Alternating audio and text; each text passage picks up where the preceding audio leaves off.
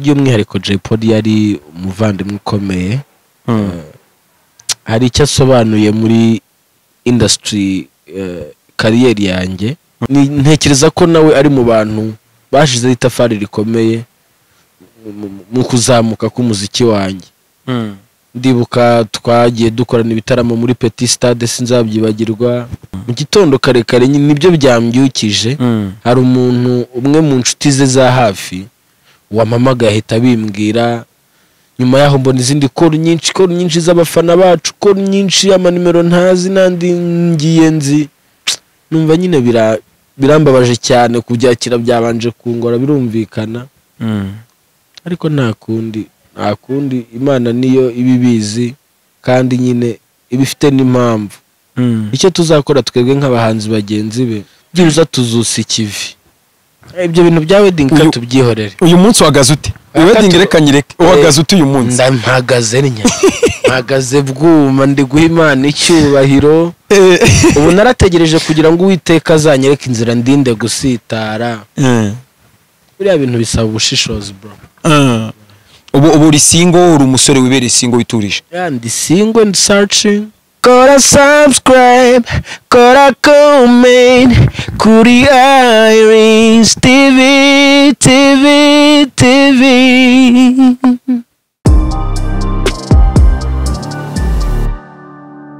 Mbere ntituzakwibagirwa.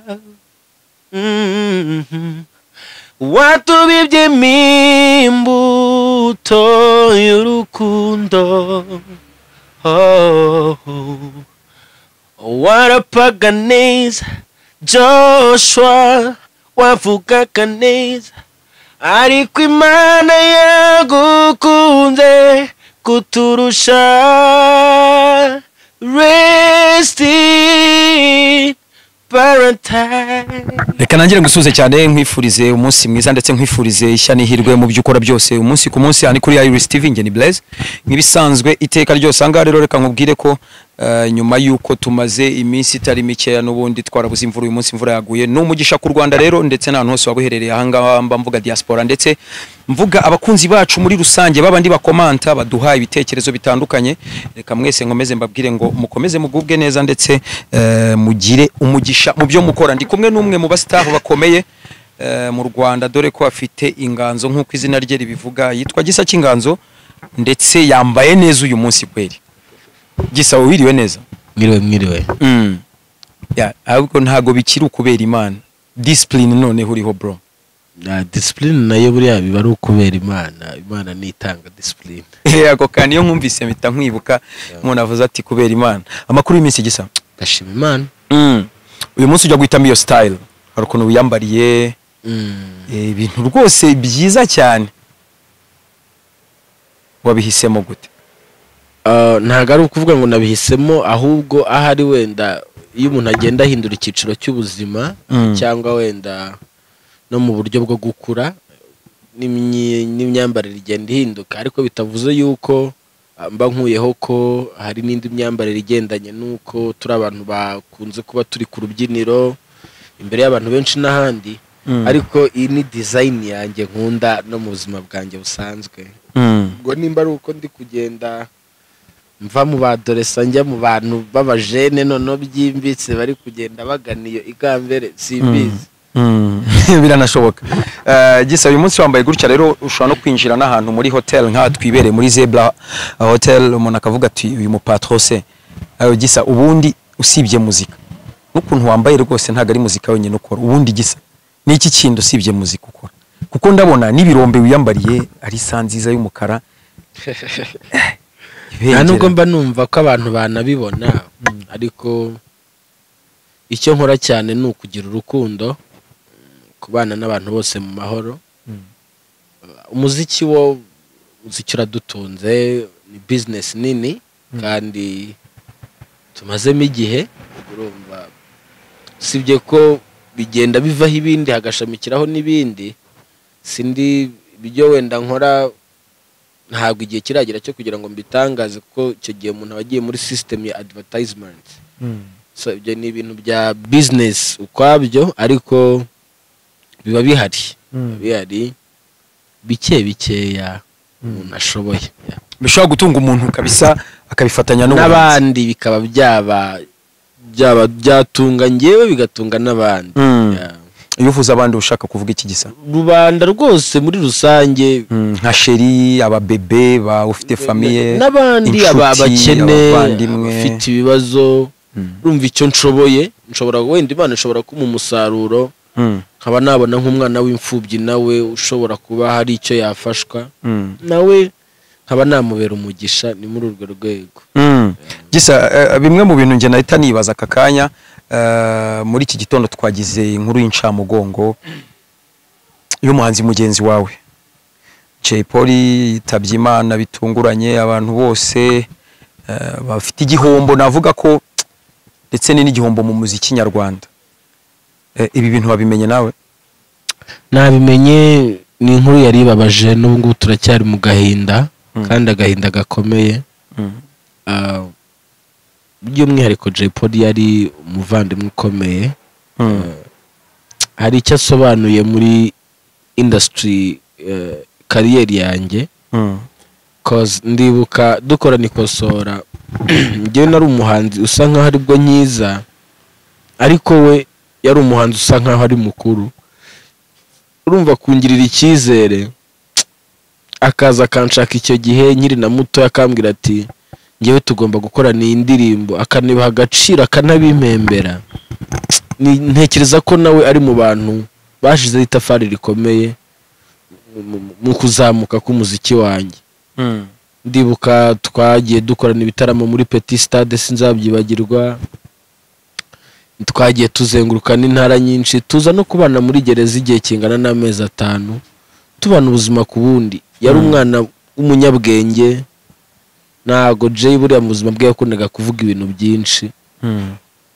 Icyo muziho yari azi ubwenge, azi no gukipinga inshuti ze. Buriya Jay inshuti ze za kera usanga n'ubundi still zikiri inshuti ziwe. Azi gushushanya cyane, ntabwo ari umuntu wakundaga kugaragaza amahane mu buzima bwe bwa buri munsi. Nibyo nshobora kuba muziho. Ikindi nuko yari umuhanga, yari umuraperi w'umuhanga, yari azi kwandika neza amagambo y'ikinyarwanda kandi yumvikana. Imana imwakire kabisa. N'ejo bundi twakoranye indirimbo, ntekereza ko ariyo ya nyuma najya kwitaba Imana twakoze y'Imana, yitwa Ubutunzi. Ari kuvuga ukuntu iby'isi ari ubusa, tubisiga tugataha. Nyine Imana imwakire kabisa, ni umuvandimwe bro kabisa. Joshua ntari birye. Bro, urupfu we warumenye sangahe, kuyahe masaha? Warumenye mu gitondo kare kare. Mu gitondo kare kare nibyo byambyukije. Hari umuntu umwe mu nshuti ze za hafi wamamaga ahita bimbwira. Nyuma yaho mbona izindi call nyinshi z'abafana bacu, call nyinshi y'amanimero ntazi nandi ngiye nzi. Numva nyine birambabaje cyane, kubyakira byabanje kungora, birumvikana.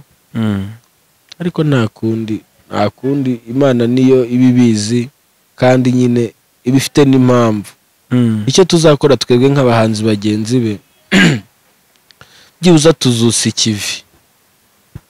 Ubu artist yari yifitemo muri we, ukuntu yari umujama w'umuraperi mwiza kandi urapa amagambo akora abantu ku mutima. Basi byibuza nicyo nifuza no ku rubyiruko rw'abaraperi, rugera ikirenge muke, kuko yari umunyabigwi mwiza wa rap dufite hano mu Rwanda. Nkanjye rwose bani inshuti zanjye, kuko ndi umwe mu bantu bagiye bakorana n'abaraperi cyane. Amakuru boss, buriya ngewe Bruce Melody na The Ben, ni twebwe dusa nkaho twagiye dukorana n'abaraperi benshi indirimbo. So hari byinshi rero mba mwibukiraho, umuntu ntago yabivuga ngo abirangize. Ariko Jay ngewe by'umwihariko ndamwifuriza kabisa kuzigira mu ijuru, ndamwifuriza kwigira mu ijuru. Nibiki wambwiye ko mwabanye no muri Gereza? Nibiki n'ubu kimwibukiraho? Hari ukuntu ubuzima bwo muri Gereza nawe urabuzi, mwagiraga kacil gato mugaciringa, cyangwa se mugasa n'abasangira? Twaraciringaga twebwe, twasangiraga ibigori bikaranze, twasangiraga icyayi kirimo biswi, kakundi ufata mu karu kayishiramo biswi, twasangiraga umuceri badusurishije. iyo mukecuru yansuraga ubwo twarasangiraga, iyo n'abandi badusuraga Jay baraduhamagaranaga kenshi muri gereza. Ni ukuvuga ngo ari ukuntu abantu iyo bazaga gusura bazaga baje gusura njye na Jay mu gihe yamazemo, kwa kundi abantu baba bazi mwese muri aba public figures, urumva inshuti zanjye n'ubundi nyinshi ziba ari inshuti ze, mbese twabanye ubuzima mwana nta gusobanurira pe, yari inshuti yanjye rwose guhera kera. Ko nimba twarakoranye indirimbo 2014 kugeza uyu munsi nanone tukaba twakoranye indi 2021, utekereza hagati muri ubwo buzima twarafunzwe, twagiye dura n'ibintu bigiye bitandukanye, twagiye dukora ibitaramo. Urumva n'umuntu muri gereza twakoraga ibitaramo nabwo, urumva n'umuntu twahuriye mu buzima bwinshi nge nawe. Ndibuka tujya mu gipangu cy'abagore naho badutumiye, ninjye wamwakiriye akigera muri gereza bwa mbere. Shamwana mani mwakire kabisa, nawe yari umustar mwiza pe. Jay yarakunzwe, no kugeza n'ubu Jay yarakunzwe, n'isura ye nyine wayibonaga ukabona yuko ari umuntu w'umustar kabisa, manozwi. Agiye nyine bitunguranye, ntaga umuntu wabyimvisha ukuntu Jay Polly nyine batubwiye ngo yitabye Imana. Ariko yari umutipe w'umunyabwenge tu. Mwaherukaga kuvugana Gisa, hari amagambo wibuka urumbwiye ko mwakoranye indirimbo? Yarampamagaye. Yego. Amamagaye mu minsi ishize mikeya cyane. Yego. Ari hariya sinzi nimba wenda ari umufande wari umuhaye phone cyangwa undi muntu. Yampamagaye ari hariya, urabizi ko baherutse kuba baramufunze. Arambwira ati Imana ishobora kumfasha kubera Imana nkaza iyo ndirimbo yikurikirane, hanyuma nanjye nzakubwira uko bizagenda, ariko ngiye kuza mu minsi mike. Niko yambwiye, ndambwira ati kubera Imana kabisa. Kuntu numvisha iyo nkuru rero byantunga. Gisa, umuryango we wa Jay Polly hari abantu waruzimo? Maurice we wenyine nzi. Jay twahuye nyine mu buryo bw'umuziki gusa. Nkuko nshobora kumenyana n'abandi nabo dufitanye amateka, n'aba Bulldog n'abandi.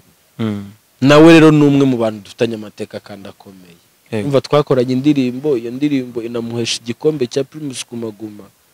Twagiye tuzenguruka za Petit Stade ahantu henshi. Dufitanye amaturafunganwa, turongera dukorana n'indi ndirimbo. Numva ni yuko nyine haba harimo guhuza, ko n'umuraperi mwiza. Kandi buriya Jay nawe yakundaga talent. Jay yanyizereraga mu bya dance, yizereraga muri talent yanjye sana. Nubwo ndatakundaga kubivuga, ariko jewe ndabizi kuko yarabimbwiraga kandi yabibwiraga n'abandi bantu. Ngiye yari umuntu wanjye kabisa. Niyo mpamvu iyo twahuriraga mu maproje byaramunezezaga. Urumva izo proje zose ni nayo wabaga yagizemo uruhare kugira ngo tuzikorane.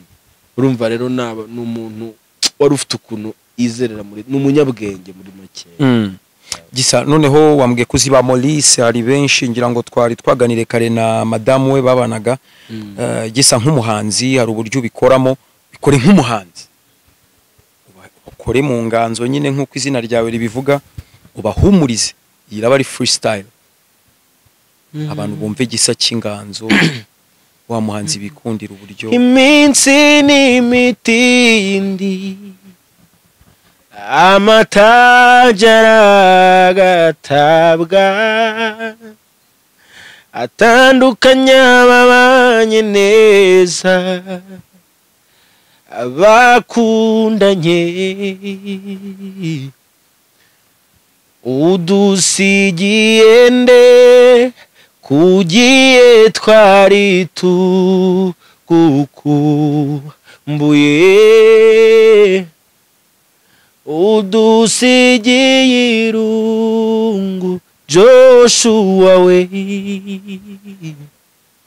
nimumure mwasize, nimumure tuzusikibice,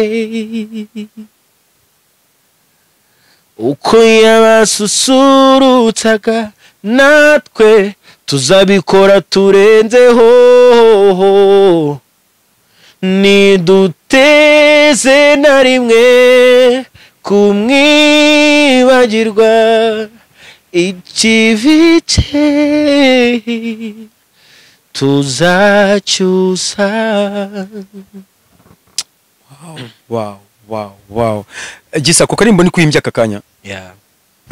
Ako biza gute ubikora ute nyine ni impano y'Imana ibiri mu muntu byose no kubera Imana ndayishimira cyane nyine ujya kumva biraje yeah. Gisa ariko ubu maze kugurisha nk'indirimbo zingaye kuko ukuntu nkubona kamelodi y'isuku bitano kageta karyoha urazibuka izo maze kugurisha wandikiye abantu ukaba wayimuha yego hari n'igihe buryo umuntu atagwa n'ibicera ariko akaba wamuha indirimbo akayiririmba oya nta ndirimbo nigeze nandikira umuntu ku buntu biba binahenze kuko bimwe mu by'ubwenge usanga ari ibintu bihenze ariko nanone ntibihenze cyane biterwa n'uko waganiriye n'umuntu hari n'igihe ubona uwo muntu abikwiriye wamugana ukaba wanabimuha sibye ko nkunze kugira amahirwe nyine ugasanga nyine byambere nk'akazi gashobora kumbeshaho mu buzima bwa buri munsi ariko indirimbo zo maze kwandika ni nyinshi amahits amahits nanditse muturanye ya Soshomura mwenyura ya Charlie and Nina n'izindi nyinshi nagiye ngira mu ruhare nyinshi ese bro abo bahanzi wenda Soshomura yarahari wigeze ugira amahirwe yo kuba connected na Charlie na Nina kuko Charlotte we twaririmbanye kera ndi mutoya na Alpha Rwirangira yego we ni inshuti yanjye cyane na Nina urumva na Nina twajyaga duhura icyo gihe ndi umwana kuko jewe Alpha kiva muri Taska project mu yande twararirimbanaga mu baking indirimbo ze we songa mbele we songa mbele izo ndirimbo razizi rero undi muntu twarimbanaga ni Charlotte Charlie ya urumva rero nabashuti banje cyane kandi turanaziranye kurumva jewe ninjiye no muri industry kera ndi muto urumva abo bantu bose nagiye mbabona ubu wamenyera baherereye he bari nabantu bakoze umuziki mwiza turawukunda ariko uyu munsi bari mu bice bisa nkaho bitandukanye no mu buzima busa nk'ubutandukanyeho kuko mwari mu buzima bwo gusetinga life yo kubaka urugo rwe undi nawe ari mu zindi z'akazi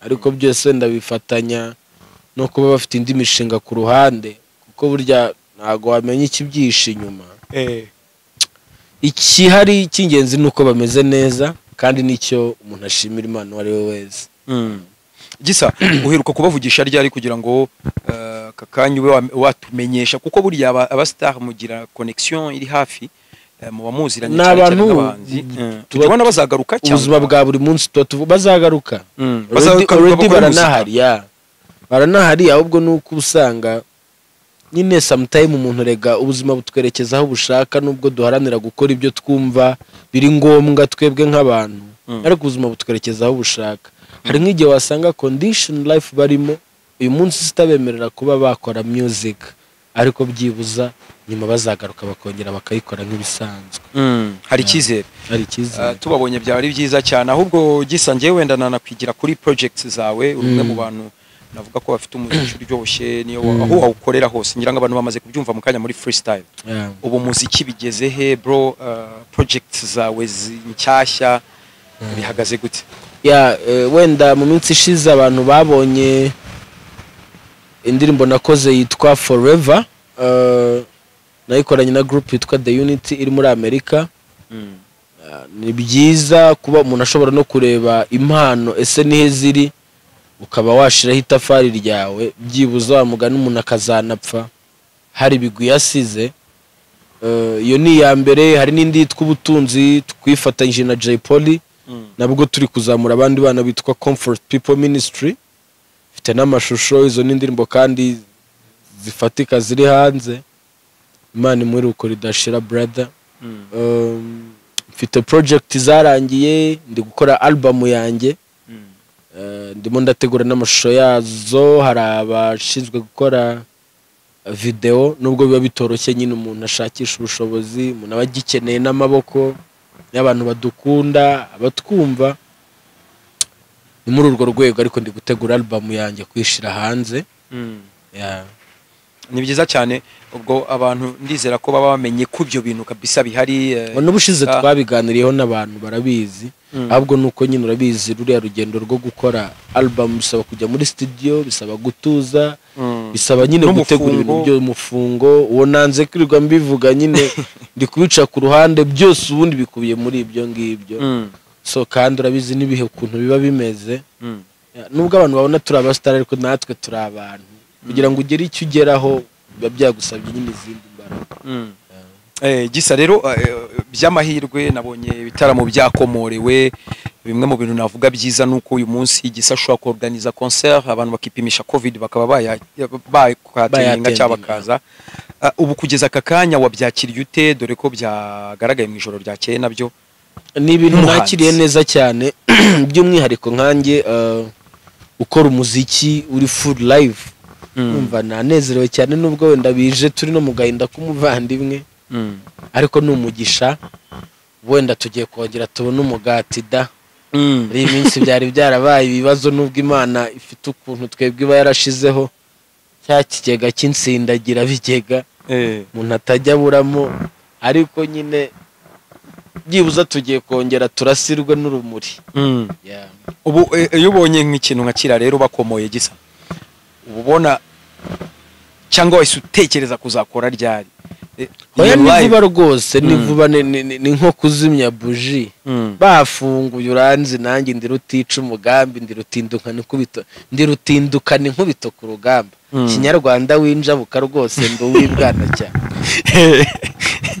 Ageje kinyarwanda wakikuye Gisa agikuye ibwami ubona ngiye noro rwose wo mubwira ubwibwana cyambwe hibwami aho mu bisiyo mu misozi ajya nganiriza kanshira ku mayange tugatarama tu niwe wanyigishije ibi bintu. Yuvuze muzehe ubushatse kuvuga nde kuko hari n'umuzehe wundi nzitwa Jado nawe kandi ni papa wawe ukubyara uba afite nk'imyaka ingahe? 70 kakuganiriza ku bintu bijyanye n'ikinyarwanda kuko ari kivugo rukubise hasi ibintu ajya nganiriza ubuze butanzagucira mugani inuza yagavyisi ngo yagavyisi uzawuncira cyangwa urawuncira uyu munsi? Zagucira umugani wa ruvuna bataka yagavyisi. Viye mujya muganira mugahuza n'umusaza uganira ku myaka ya 70 usabana umusaza urwoze watese uhora yisekera unywa amata nimugoroba agafata rwose nangwa agasoma akabiyeri tukaganira umusaza rwose watumye ndushaho guca bugufi arakoze mana kuba nkimufite uzamba barere mugumana. Wacyafite na mama? Na mukecuru ndamufite. Gisagira ikintu bibwirira bari ababyeyi burya kugira ababyeyi n'ibyagaciro. Ababyeyi mwe muri Imana nto kuri ngewe mwarakoze rwose kunyibaruka amezi 9 mama n'umwita ugenda wigengesereye muzehe rwose ndabizi mugara w'ingwe urabizi rwose urukunda ngukunda ndabakunda cyane Imana ibaho umugisha. Angira ngo ababyeyi burya babonye umwana yabashimiye barishima cyane nabo babona ko bafite icyo cyangwa se bafite uwo bazanye kwisi kandi n'umugisha. Bro noneho rero tunasoza hari saga zigeze kunyuraho zijyanye na wedding yawe. Ibyo bintu bya wedding katubyihorere. Uyu munsi wagaze ute? Wedding reka nyireke wagaze ute uyu munsi? Ndampagaze nya mpagaze bwuma ndi guha Imana icyubahiro ubu narategereje kugira ngo Uwiteka azanyereke inzira ndinde gusitara. Biriya bintu bisaba ubushishozi bro. Ubu uri single uri umusore wibereye single witurije? Ndi single and searching ariko nako ndi single ariko nta am not searching. Searching kukavanyeho Imana ni igomba kunsacingira. Ariko Imana burya urashaka nayo ikaguha ahubwo guhitamo neza ko nahabyera wowe nuruva gusenya nagize ngo ahubwo nkubiswe n'inkubana yihorere ntawe ubivuga. Ndakwifuriza amahirwe Gisa uzabona urakoze cyane umereze neza ahubwo nakwibariza urateganya nko mu gihe kingana gute ese Imana wizera Imana yawe bibaye ngombwa ko uzashaka mu myaka 10 Gisa? Wasi kubera Imana ubu ntuzaba warashaka fa kuba ari iyo Mana yanjye rwose ese gusaza ubugome bwaba bwashaje cyabyihorere musamu gabo usaza uramenye nta bugabo busaza ja uramenya utazabimbwa. Kubimbwa byo ntago bigomba kubaho, ahubwo wenda nahita nanagusaba iyo ugiye gukunda umukobwa Gisa ugendera kuki? Hari imiterere physically, hari ukuntu rero umuntu ukavuga uti uyu muntu ateye gutya. Ibyo bintu ntibijyanye n'agahinda nyamuneka. Ibyo bintu reka tuzabishakira umwanya tuganire ku bwiza bw'abakobwa n'ubunyambo bwabo n'ubunyangamugayo. Uyu munsi twari tuje kugira ngo dusangire n'abantu bimwe mu byari bindi ku mutima, nubwo wenda n'ubuzima busanzwe butabura kuzamo.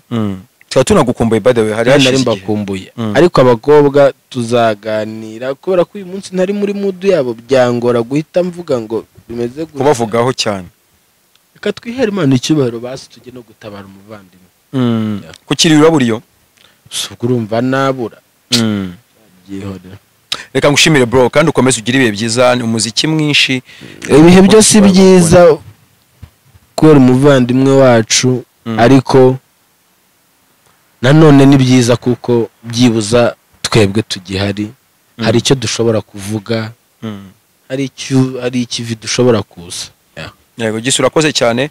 Reka twihanganisha umuryango wa J Polly ndetse n'abakunzi be muri rusange. Ahangaha tuba tuvuga bari ahantu hatandukanye mu bihugu bitandukanye, abantu bose bakundaga muziki nyarwanda cyangwa se hip hop nyarwanda, bakomeze bihangane kandi twizere ko n'ubundi abahanzi muzakora akaririmbo kamuherekeza. Oya tuzamuherekeza cyane, kandi si ubu gusa, ibyo ari byo byose Imana iri kugenda irushaho kudutiza umurindi w'urukundo mu bahanzi, nubwo wenda nyine biba bikigenda biyungururwa neza, ariko urabona kuko biri harimo kwegerana, guhuza gake gake tuzashiduka.